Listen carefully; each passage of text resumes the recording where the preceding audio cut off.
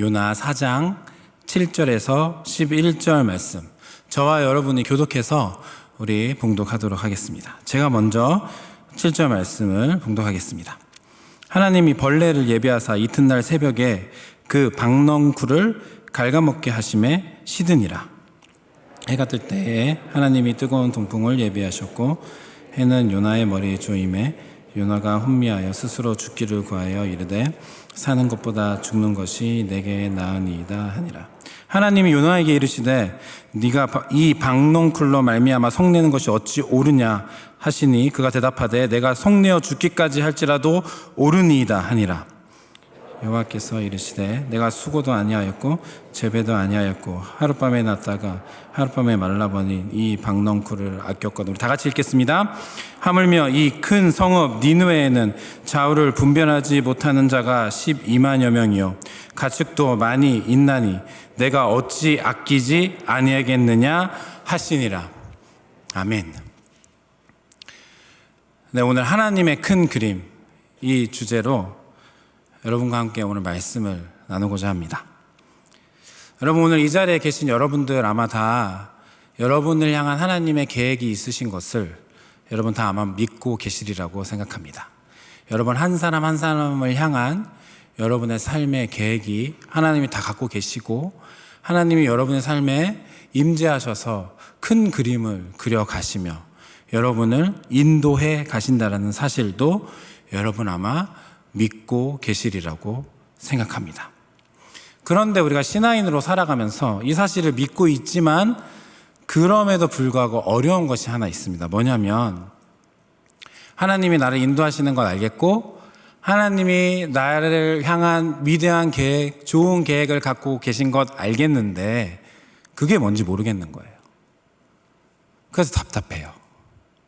때로는 우리가 어떠한 인생의 길을 걸어가다가 열심히 걸어가고 있는데 한계에 부딪힐 때가 있고 어려움을 당할 때가 있어요.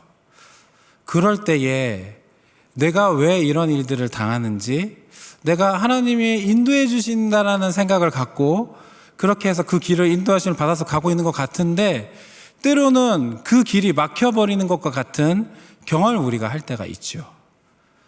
이게 원인이 무엇인지, 하나님의 최종 계획이 무엇인지 알고만 있으면 그 장애물을 가뿐히 넘을 수 있을 것 같아요. 그런데 하나님이 좀처럼 그런 얘기를 잘 안 해주세요. 제가 어렸을 때, 어린 시절 아마 여러분들도 많이 그런 질문 받으셨을 텐데 네 꿈은 뭐니? 너 비전은 뭐니? 교회 수련회 같은 데 참석하면 여러분 주님 안에서 비전을 가지십시오 막 이러면서 하나님의 꿈을 꾸십시오 막 이러면서 네, 여러분 부담감 아닌 부담감을 많이 느끼셨을 거라고 생각합니다. 저는 그런 장면 앞에 있을 때마다 그래서 나 뭐 해야 되지? 하나님이 나를 향한 계획을 갖고 계시는 건 알겠는데 도대체 어떻게 살아야 하는 것이지? 뭘 해야 하는 거지? 이런 고민들 할 때가 많이 있었습니다. 왜냐하면 하나님이 잘 안 보여주시니까요. 하나님 명확하게 잘 안 보여주세요. 앞으로 네가 뭐 할 거야? 앞으로 너에겐 이런 계획이 있고 내가 널 통해 이걸 할 거야. 잘 보여주지 않으세요. 말씀해 주셔도 왠지 애매하게 알려주시고 모호하게 알려주세요. 말씀을 보고 우리가 읽으면 하나님 큰 그림 그리고 계시는 건 알겠는데 믿겠는데 그런데 그게 나한테는 어떻게 적용되는지 잘 모르겠어요. 그래서 답답한 겁니다. 제가 소실적에 갖고 있었던 꿈이 있었습니다. 뭐냐면 선교사라는 꿈이었어요. 선교사 좀 뭔가 거창해 보입니까? 네, 여러분들이 생각하는 그 선교사 맞습니다. 네, 다른 나라에, 다른 문화권에 가서 하나님의 복음을 들고 복음을 전하는 것, 그게 저의 꿈이었어요. 청소년기 시절에 기도하면서 하나님 앞에서 이렇게 생각했던 적이 있습니다. 뭐냐면 내가 앞으로 무슨 일을 하면 행복할까? 행복하게 살 수 있을까? 그런 고민이었어요. 단순한 고민이었죠. 그랬을 때에 제 마음속에 왜 그랬는지는 모르겠지만 선교사로 살면 너무 행복할 것 같았어요. 하나님을 알지 못하는 사람들에게 내가 그 문화권에 가서 그들의 필요도 좀 도와주고, 그리고 하나님의 그 사랑의 복음을 들고 그들을 전할 수만 있고, 그들이 하나님의 복음을 받아들이고 하나님께로 나오는 그 모습을 내가 볼 수 있고 그 현장에 있을 수만 있다면, 하나님이 그렇게 나를 사용해 주실 수 있다면 제 인생이 너무 행복할 것 같았어요. 왜 그랬는지 모르겠어요. 그랬는데 그때는 그렇게 생각했었습니다. 그래서 선교사로 하려고 하다 보니까 무엇을 내가 대학 전공을 하면 좋을까 고민을 했었어요. 그래서 선택한 것이 무엇이냐면 의사가 되면 좋을 것 같다는 생각을 했습니다. 의사가 될 것 같으면 좋겠다는 생각을 해서 그냥 묻지도 말고 따지도 말고, 고등학교 2학년이 그때 되면 문과, 이과 이렇게 나누는, 아마 지금도 있을 텐데 그런 선택을 했어야 했습니다. 저는 의대가 이과 출신들만 지원할 수 있다는 것을 알고 있었기 때문에 그냥 고민하지도 않고 바로 이과로 지원해서 열심히 공부했습니다. 여러분, 기적과 같은 일이 일어났습니다. 성적이 괜찮게 나왔어요. 여러분 별로 안 믿으시는 것 같은 눈으로 저를 쳐다보는데 이렇게 용서하고 들어주십시오. 자뻑하는 게 아니고 괜찮게 나왔습니다. 그래서 이제 결전에 수능 날이 다가왔어요. 수능을 치렀습니다. 1교시 언어 영역, 요즘에도 언어 영역이죠. 1교시 언어 영역 제가 딱 시작했는데 언어 영역은 제가 가장 자신 있는 과목이었어요. 제가 제일 좋아하는 과목이기도 했습니다. 그래서 언어 영역을 치렀는데 문제를 풀고 가고 있는데 제 뱃속에서 신호가 오기 시작하는 겁니다. 배가 너무 아픈 거예요. 시간이 지나면 지날수록 제 몸이 어떻게 반응을 하냐면 빨리 화장실을 가라, 이렇게 반응하기 시작하는 거예요. 문제는 아직 반도 풀지 못했는데 그런 막 위기가 온 것입니다. 제가 어떻게 억지로 참고 문제를 풀어보려고 했는데 정신이 계속 혼미해져서 도저히 안 되겠어서 반이 조금 안 되는, 제 기억에 한 3분의 1 정도의 문제를 거의 찍다시피 하면서 빨리 풀고, 그래도 풀긴 풀었습니다. 빨리 풀고 화장실로 향했죠. 그렇게 하고 1교시를 마쳤어요. 그렇게 하고 나니까 제 마음속에 어떤 마음이 들었냐면, 이 수능을 계속 치를까? 아니면 그냥 이참에 재수를 해버릴까? 지금 이 시험장을 떠날까? 이런 고민이 처음엔 됐었습니다. 그래도 이왕 준비한 거 한번 끝까지 봐보자 라는 생각으로 시험을 다 치렀어요. 시험을 다 치르고 나와서 집에 와서 가채점을 해봤습니다. 아니나 다를까 점수가 별로 잘 나오지 않았어요. 그 다음날 가서 친구들과, 저의 비슷한 수준에 있었던 친구들과 점수를 한번 봤는데 형편없이 낮게 나온 제 점수를 확인할 수 있었습니다. 제가 다른 것도 아니고 선교사로 살아가고자 하는 마음에서 그렇게 준비하고 치렀던 첫 번, 인생에서 가장 중요하다고 생각할 수 있을 만한 그 시험을 치렀는데 결과가 그렇게 된 거예요. 그것도 제가 뭐 시험을 못 봐서 공부를 못해서 그런 게 아니라 이런 말도 안 되는 상황이 저한테 다가와서, 그래서 시험 결과가 그렇게 나왔어요. 너무 힘들었죠. 그때 제가 하나님 앞에 정말 울면서 기도했던 것 같아요. 하나님, 저를 왜 여기 이렇게 인도하셨어요? 하나님, 저를 왜 여기까지 이렇게 인도하셨어요? 저 앞으로 뭐 해야 돼요? 하나님, 도대체 이게 뭐죠? 이런 질문들을 했던 것 같습니다. 도대체 하나님의 그 계획은 무엇입니까? 도대체 하나님의 그 큰 뜻은 무엇입니까? 제가 그렇게 울면서 하나님 앞에 기도했던 적이 있었습니다. 여러분, 혹시 저와 비슷한 상황 가운데 여러분 지금 이 시간을 흘러가고 계신 분 계십니까? 하나님은 나를 향한 계획이 있으신 것은 믿는데, 근데 그게 뭔지 몰라 너무 답답해하고 계신 분도 혹시 계세요? 무엇인가 결정을 해야 되긴 하겠는데 하나님의 뜻이 이거라고 하면 정확하게 결정할 수 있을 것 같은데, 그런데 그게 잘 몰라서, 그래서 하나님의 계획을 잘 보여주지 않아서 답답해하면서 울면서 속상해하면서 지금 시기를 보내고 계신 분들이 혹시 여러분 중에 계십니까? 오늘 말씀을 한번 잘 들어보시기 바랍니다. 오늘 우리가 읽은 본문은 요나서입니다. 요나서는 요나의 이야기가 기록되어져 있는 본문이에요. 그 중에서도 오늘 우리가 읽은 본문은 요나서의 맨 마지막에 있는 장면입니다.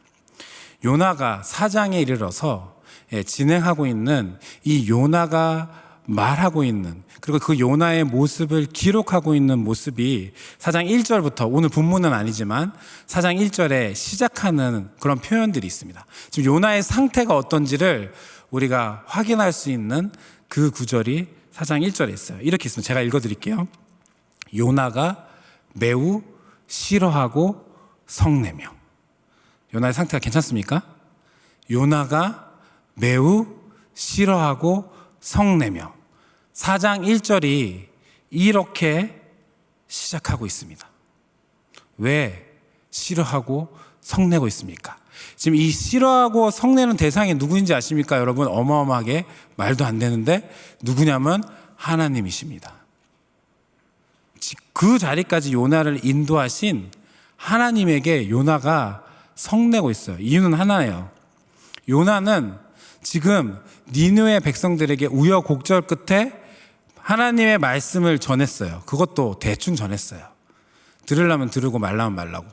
대충 전했는데 이게 어찌된 일인지 니느웨 백성들이 그 대충 전한 말씀에 온 백성들이 반응하는 거예요.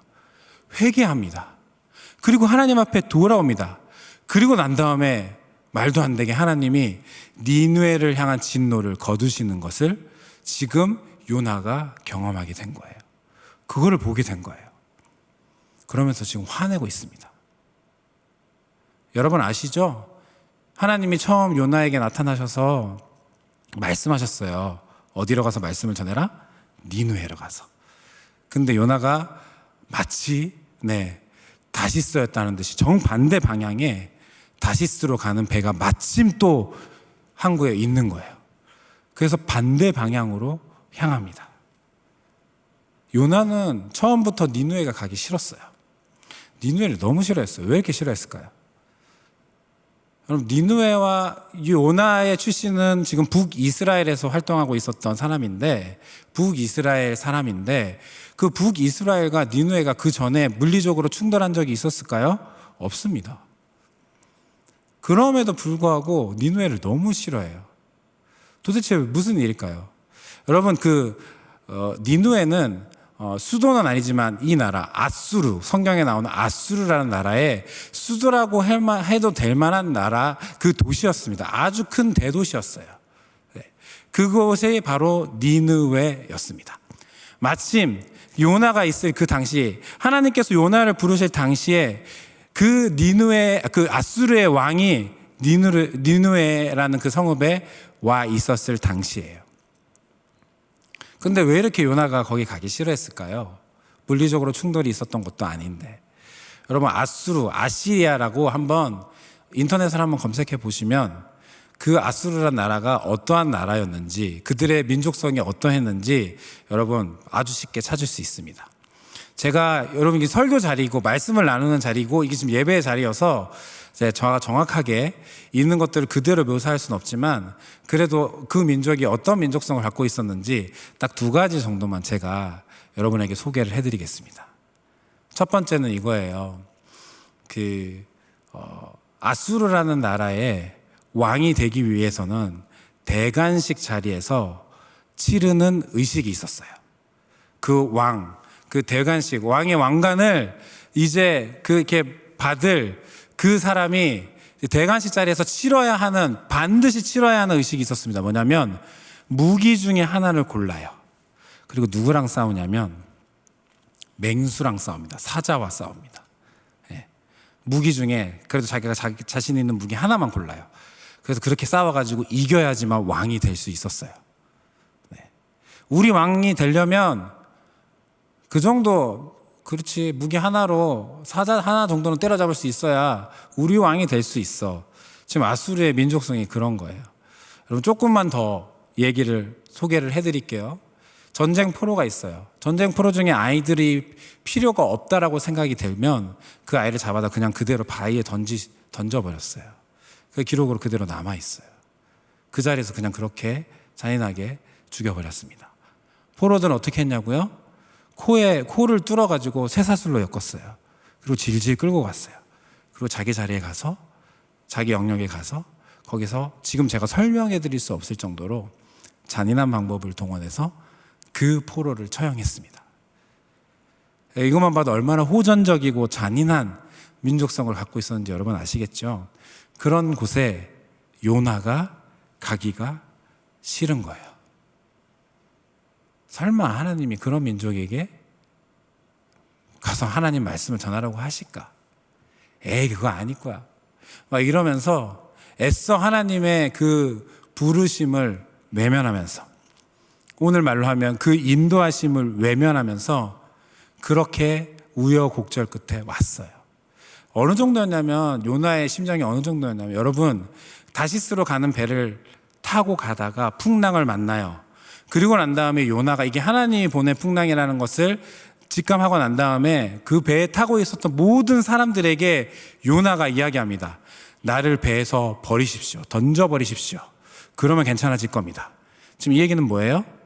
자기 죽겠다라는 얘기예요. 죽기보다 니느웨 가기 싫어했어요. 거의 니느웨 가면 죽는다고 생각했나 봐요. 죽기보다 니느웨 가기 싫어했었어요. 그럴 정도로 요나는 니느웨 가기 싫어했습니다. 그랬는데 하나님이 세상에 큰 물고기를 전설에서나 나올 것 같은 이야기로 동원하셔서 그 요나를 물고기 뱃속에서 이동시키셔서 니느웨에 뱉게 하십니다.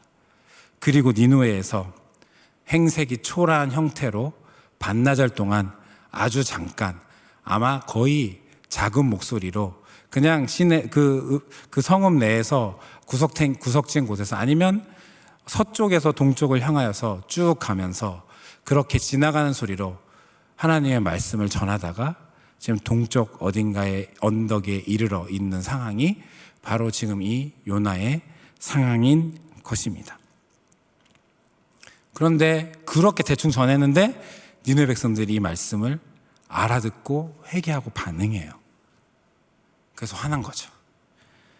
그래서 요나가 어떻게 반응하는지가 2절에 나타나 있어요. 우리 2절 말씀 우리 다 같이 한번 읽어보면 좋을 것 같습니다. 우리 2절 말씀입니다. 시작. 여호와께 기도하여 이르되 여호와여, 내가 고국에 있을 때 이러하겠다고 말씀하지 아니하였나이까? 그러므로 내가 빨리 다시스로 도망하였사오니 주께서는 은혜로우시며 자비로우시며 노하기를 더디하시며 인애가 크시사 뜻을 돌이켜 재앙을 내리지 아니하시는 하나님이신 줄을 내가 알았음이니라. 여러분, 지금 이게 하나님을 그냥 보면 하나님을 찬양하는 내용 같지만 절대 그렇지 않습니다. 그렇죠. 하나님 이런 인간 같지 않은 죄인들을, 물론 당시에 그때 유대인들은 자기 아니고는 다 야만인이라고 생각했어요.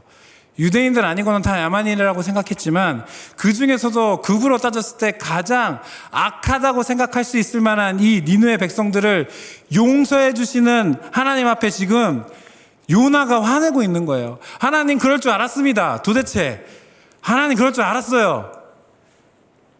그래요. 이런 사람들도 하나님 용서해 주시는군요. 참 사랑 많으시네요. 참 자비하시네요. 참 노하기를 더디하시네요. 지금 하나님 앞에 비꼬면서, 그래요, 내 하나님 그럴 줄 알았어요. 그러니까 내가 하나님 말씀 안 듣는 거지.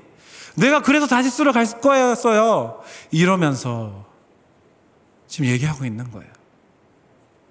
여러분, 혹시 하나님 앞에 이렇게 반응해 보신 적 있으세요? 하나님 도대체 나한테 왜 그러세요? 하나님 도대체 나한테 뭐가 있으셔서 나를 이렇게 이 꼴을 보게 만드세요?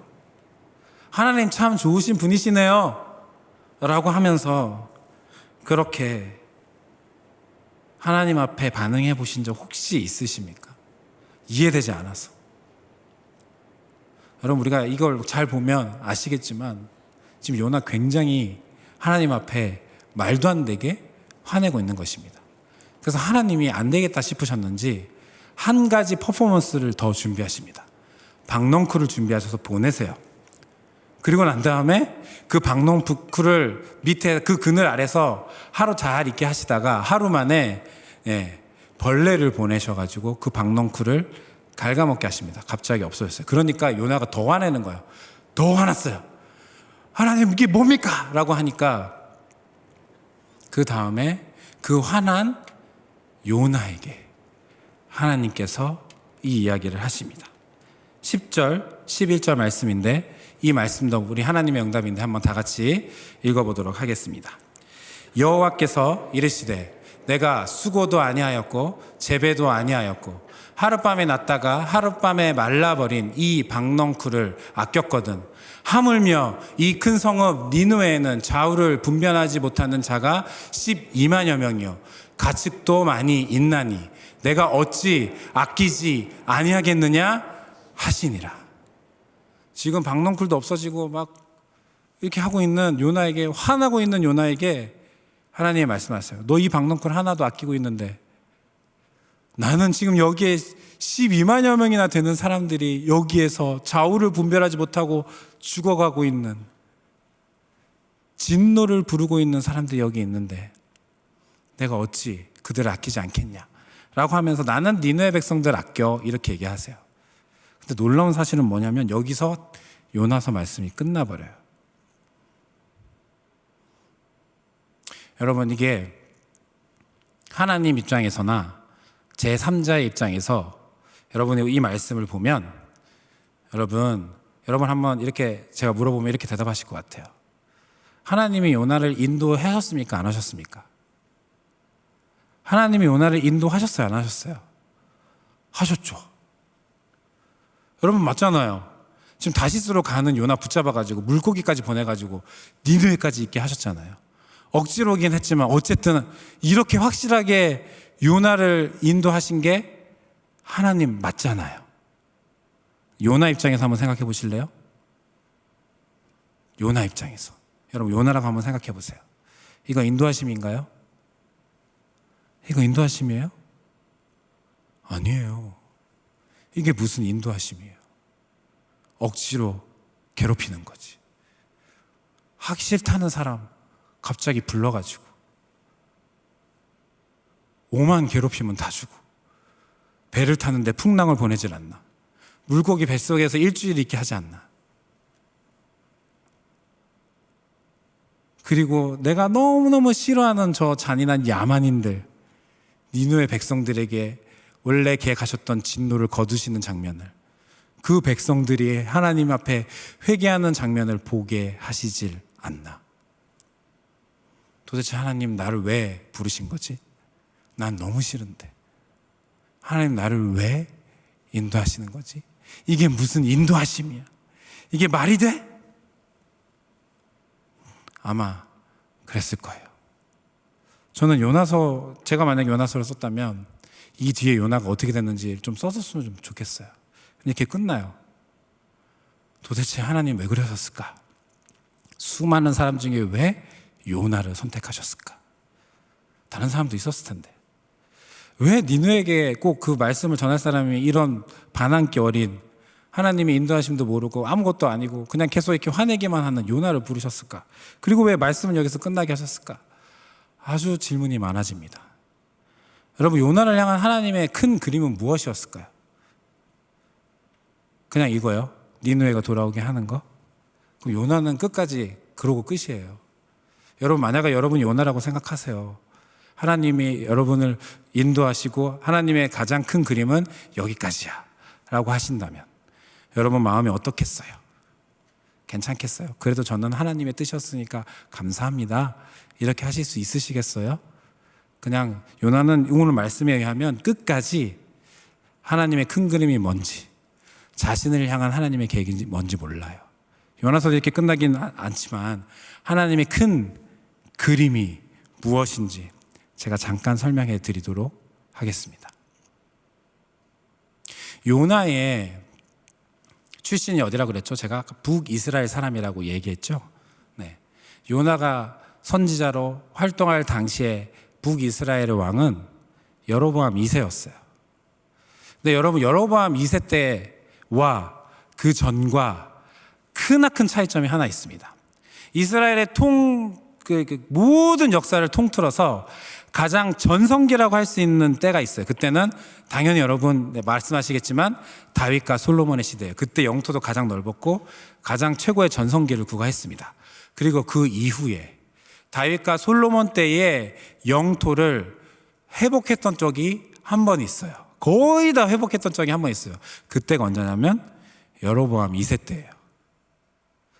여러분, 북이스라엘이라는 나라, 여러분 조금만 이렇게 교회 생활 하시고 들어보셨으면 아시겠지만 그 나라가 세워진 이후로 한 번도 하나님을 제대로 섬긴 적이 없는 나라예요.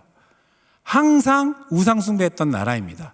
그럼에도 불구하고 하나님이 여로보암 2세 때 황금길을 이게 달릴 수 있도록 허락해 주십니다. 왜 그런 일이 일어나냐면 북이스라엘이 그동안 영토를 계속 뺏기고 짜가지고 이렇게 되었던 이유가 하나 있어요. 뭐냐면 그 주변에 아주 큰 나라가 하나 있었는데 아람이라는 나라입니다. 네. 다메섹이라고도 불리고 수리아라도 불리는 그 아람이라는 나라가 어디를 자꾸 공격했냐면 이스라엘을 자꾸 공격하는 거예요. 이스라엘을 자꾸 공격하니까 자꾸 이게 영토가 작아지는 거죠. 괴롭히는 거예요. 아람이라는 나라도 굉장히 셌거든요. 그런데 이상한 게 여로보암 2세가 왕이 딱 되니까 이 아람이라는 나라가 이스라엘을 공격하지 않아요. 그래서 여로보암 2세가 어떻게 했는지 아십니까? 아람을 공격해봐요. 슬쩍 건드려봐요. 그랬는데 아람이 반응이 없어요. 건드렸는데 옛날 같았으면 막 완전 두 손 두 발 다 들고 와가지고 막 완전 이렇게 다 니네 나라를 멸망시킬 거야 하는 걸로 이렇게 보복을 했을 것 같은데 아람이 반응하지 않아요. 여로보암이 그렇게 야금야금 전투를 해가지고 영토를 회복하는 거예요. 왜 아람이 반응하지 않았냐면 그 아람 뒤에 정말 큰 나라가 있었는데 오늘 등장하는 누구? 아수르가 있었어요. 그 아수르가요, 아람을 자꾸 공격하는 거예요. 그러니까 아람 입장에서는 뭐냐면 이스라엘은 언제든지 나중에 가서 전쟁에서 이겨가지고 다시 원래 빼앗겼던 것도 다시 뺏으면 돼요. 그럴 수 있는 작은 나라예요. 근데 아수르는 아니잖아요. 지금 아수르는 어마어마한 대국이 지금 자기를 공격하고 있기 때문에 그런 아수르와의 전쟁에 집중하느라 이스라엘은 신경 쓸 겨를이 없는 것입니다. 그래서 아수르가 아람과의 이 전쟁 속에서 아람이 북이스라엘을 신경 쓰지 않았던 것이죠. 그러면 한 가지 더.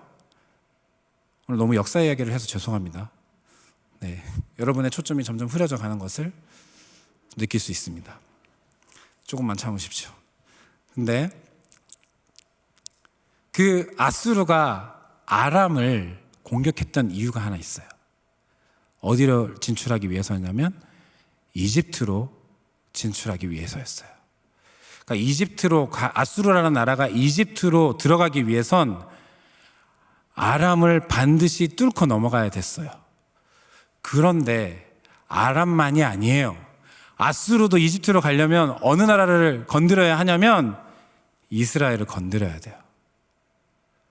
근데 이스라엘을 건드리지 않아요. 왜요? 얼마 전에 북이스라엘에서 한 사람이 자기에게 하나님의 말씀을 전해줬어요. 그런 거예요. 근데 그때에 아수르에 어떤 일들이 있었냐면 몇 년 전에, 3년 전에 그 아수르에 일식이 있었어요. 당시에 일식은 뭐냐면 신이 진노했다라는 뜻이에요. 굉장히 불길한 징조예요. 그게 있었어요. 그게 관측이 됐어요, 아수르에서. 그런데다가 2, 3년 동안 뭐가 지금 전염병이 창궐해 있는 상황이에요. 그러니 지금 니누에와 그 아수르와 온 백성들이 불안에 떨고 있어요. 뭐가 잘못됐지? 신이 왜 우리한테 분노하고 진노하고 있지? 막 이런 절차가 있어요. 그런 마음이 있을 때예요. 그런데 그럴 때 북이스라엘에서 한 사람이 온 거예요. 초라한 행색이었지만 물고기 뱃속에 있었으니까 얼마나 몰골이 말이 아니었겠습니까, 여러분? 그리고 얼마나 대충 말씀을 전했어요. 반나절 그 큰 성읍에 그냥 대충 구석탱이에서 회개하십시오. 하나님 심판하신답니다. 그러고 그냥 지나간 거예요. 들을 사람만 들으세요. 그러고 지나간 거예요. 그런데 그게 반응할 수밖에 없었어요. 왜요? 이미 지금 니느웨 백성들은 너무너무 불안한 상태에 있었어요. 그래서 그 말씀에 반응한 거죠. 그러니까 니느웨 아수르 입장에서는요, 북이스라엘 출신 요나는요, 나라를 구해준 은인이에요. 그래서 한동안 북이스라엘을 공격하지 않아요. 이집트로 가야 되는데 아람만 공격하고. 이게 요나를 통한 하나님의 큰 그림이에요. 이해가 되셨어요? 요나를 통한 하나님의 큰 그림이었어요. 여기서 우리가 발견할 수 있는 사실 한 가지가 있어요. 뭐냐면 역시 하나님은 큰 그림을 다 그리고 계시는 거예요. 그런데 여러분, 이렇게 멀뚱멀뚱 눈을 뜨면서 저한테 막 질문하시는 것 같거든요. 그런데 요나는 몰랐잖아요. 그렇죠? 하나님 왜 이 얘기 안 해주셨을까요? 요나에게. 하나님 이 얘기 해주시면 되잖아요. 요나에게, 야, 나 너를 통해 가지고 지금 그 니네 백성이 하나님께 돌아오면, 그러면 그 아수르가 북이스라엘을 건드리지 않을 거야. 나에겐 그런 큰 그림이 있어. 그러니까 요나야, 지금 니느웨로 가. 그래서 말씀을 전해. 그랬으면 요나가 어땠을까요? 신나게 달려가서 말씀 전했을걸요. 하나님이 나에게 그런 큰 그림을 가지고 계시면서, 이렇게 하나님 나를 사용하시는구나 하면서 신나게 가서 말씀 전했을걸요. 그렇게 안 했어요, 하나님이. 그거 아실 텐데. 우리한테도 똑같잖아요. 우리가 때로는 그런 생각해요. 하나님, 나를 통한 하나님의 계획이 있으신 거 보여주시면 내가 지금 좀 힘들어도 그래도 그거 붙들고 갈 수 있을 것 같은데. 그런 생각 없으세요? 저는 시시때때로 그런 생각이 있어요. 하나님한테, 하나님, 저를 통해서 하실 일들이 무엇인지 좀 보여주세요. 답답해요. 그거 알면 달려갈 수 있을 것 같아요. 신나게 갈 수 있을 것 같아요. 근데 안 보여주세요. 요나에게 그러셨던 것처럼 우리에게도, 나에게도 잘 안 보여주세요. 그러면서 요나에게 말씀하셨던 것처럼 이런 말씀밖에 하지 않으세요. 나 지금 니느웨 백성들 사랑한다. 니느웨 백성들도 내가 아끼는 백성이야. 이런, 뭐지 이게? 이런 말도 안 되는, 우리가 듣기에는 이해가 되지 않을 말만 하시고 계시는 것 같아요. 하나님 왜 이렇게 부르실까요? 왜 이렇게 인도하실까요? 왜 이런 방식으로 우리의 삶을 인도해 가실까요? 확실하게 좀 보여주셨으면 좋겠는데 왜 이렇게 하실까요? 우리 2절 말씀, 우리 한 번만 더 읽어볼까요? 우리 2절 말씀인데 우리 다 같이 한 번 더 읽어보겠습니다. 여호와께 기도하여 이르되, 여호와여, 내가 고국에 있을 때 이러하겠다고 말씀하지 아니하였나이까? 그러므로 내가 빨리 다시스로 도망하였사오니 주께서는 은혜로우시며 자비로우시며 노하기를 더디하시며 인애가 크시사 뜻을 돌이켜 재앙을 내리지 아니하시는 하나님이신 줄을 내가 알았음이니이다. 제가 아까 말씀드렸죠. 이 말씀은 지금 하나님 앞에 화내는 장면이에요. 요나가 화내는 장면, 이 말 밑에 깔려있는 심리가 있어요. 뭔지 아십니까? 하나님, 제가 이래서 하나님 믿지 않아요. 제가 이래서 하나님 못 믿겠어요. 이게 뭐예요? 제가 그래서 하나님 못 믿고 하나님 말씀 못 믿고 다시스로 간 거 아니겠습니까? 저는 하나님을 신뢰할 수가 없어요. 요나가 하고 있는 이야기예요. 그래서 하나님이 말씀하시는 거예요. 박넝쿨을 보내주시면서 너 왜 화내니? 그랬더니 요나가 뭐라 그러셨는지 아세요? 내가 죽을 때까지 화낼 거예요. 이게 맞아요. 막 이러면서 아직도 정신 못 차렸어요. 그랬더니 하나님이 말씀해 주신 건 한 가지였어요. 나는 이 니느웨 백성들도 아낀다. 하나님 지금 무슨 말씀을 하고 계시는지 아시겠어요? 요나야, 나를 좀 믿어라. 요나야, 나를 좀 신뢰해라. 여러분, 하나님이 우리의 삶을 인도해 가시는데 명확하게 보여주지 않으실 때가 훨씬 많아요. 그렇게 함으로써 우리에게 요구하시는 한 가지가 있어요. 하나님을 향한 신뢰입니다. 하나님을 향한 신뢰예요. 하나님을 향한 믿음.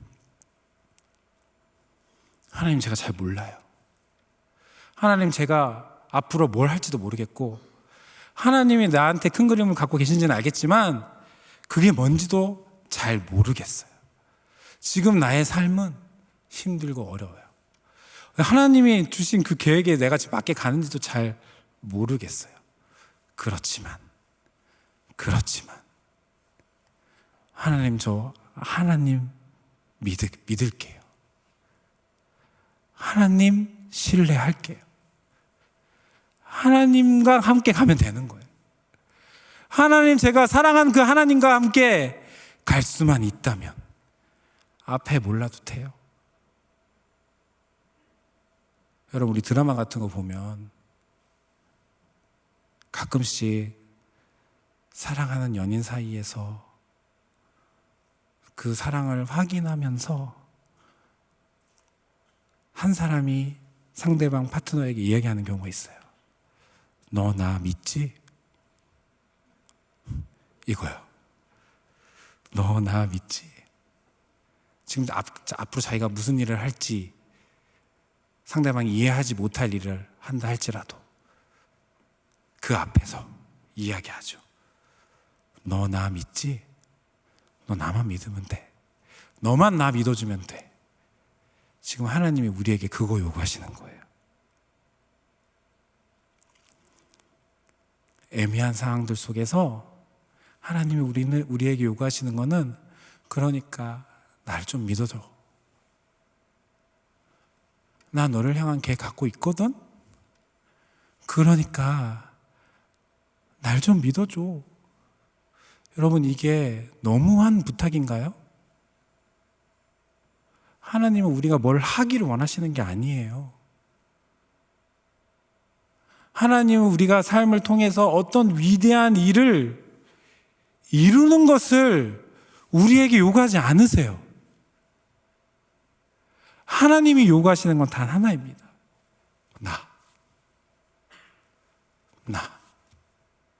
내 마음. 그래서 이런 방법을 통해서 우리를 인도하십니다. 왜요? 우리 눈에 하나님만 보였으면 좋겠거든요. 우리 눈에 하나님만 보였으면 좋겠거든요.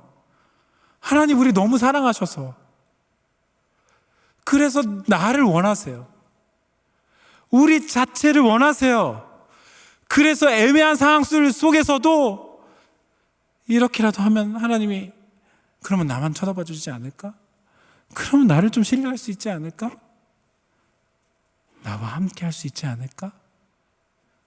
그렇게 생각하시기에, 그리고 그렇게 나를 요구하시기에, 원하시기에, 사랑하시기에, 하나님 오늘 우리에게 동일하게 질문하십니다. 누구야? 상신아, 너 나 믿니? 상신아, 너 나 믿니? 제가 수능을 못 봤다고 얘기했잖아요. 근데 제가 그 전년도에 학력 기록을 보니까 커트라인으로 봤을 때 제가 지원할 수 있을 만한 의예과가 하나 있었어요. 어떤 대학에. 커트라인으로. 그래서 제가 한번 지원해 봤어요. 어떤 일이 벌어지는지 아십니까? 그 해 전국 최고 경쟁률 교육과가 됐습니다. 정말 하나님은 그런 분이십니다.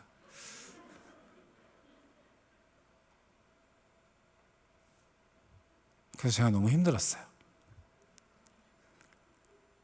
하나님은 아예 초전 박살을 내시는군요. 말도 안 되는군요.